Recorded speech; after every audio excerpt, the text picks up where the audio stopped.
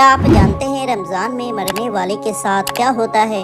تو رمضان وہ مہینہ ہے جو تمام مہینوں میں سب سے افضل ہے، کیونکہ یہ اللہ کا مہینہ ہے۔ یہ وہ مہینہ ہے جس میں اللہ کی بے شمار رحمتیں نازل ہوتی ہے۔ اس مہینے اللہ عذاب کا دروازہ بند کر دیتا ہے، شیطانوں کو قید کر دیتا ہے، قبر سے عذاب اٹھا لیا جاتا ہے، جہنم کا دروازہ بند کر دیا جاتا ہے، جنت کا دروازہ کھول دیا جاتا ہے اور اپنی رحمت کو پوری دنیا میں پھیلا دیتا ہے۔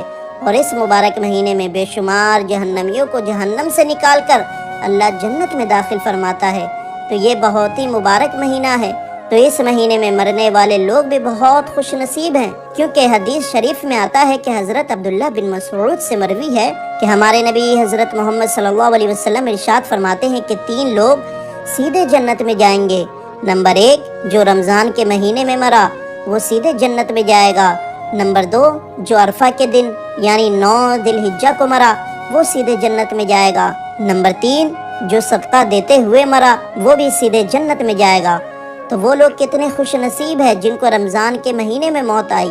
اللہ کے رسول کی ایک اور حدیث ہے کہ ام المؤمنین حضرت عائشہ صدیقہ سے مروی ہے کہ ہمارے نبی حضرت محمد صلی اللہ علیہ وسلم ارشاد فرماتے ہیں کہ جو شخص روزے کی حالت میں مرا اسے قیامت تک کے روزوں کا ثواب ملتا رہے گا۔ اللہ کے رسول کی ایک اور حدیث ہے کہ حضرت عبداللہ بن عمرو سے مروی ہے کہ ہمارے نبی حضرت محمد صلی اللہ علیہ وسلم ارشاد فرماتے ہیں کہ جو مسلمان جمعہ کے دن مرا یا رمضان کے مہینے میں مرا اس سے قبر کا عذاب اٹھا لیا جائے گا۔ تو اس سے یہ پتہ چلا کہ رمضان کے مہینے میں مرنے والا بنا حساب و کتاب کے جنت میں جائے گا اور اس سے قبر کا عذاب اٹھا لیا جائے گا، یعنی اس پر قبر کا عذاب نہیں ہوگا۔ سبحان اللہ، کتنے خوش نصیب ہے وہ مسلمان لوگ جن کی موت رمضان کے مہینے میں ہوئی۔ اور یہ یاد رہے یہ صرف مسلمان مومن کے لیے ہے، یعنی ان مسلمانوں کے لیے ہے جو ایمان کی حالت میں مرتے ہیں۔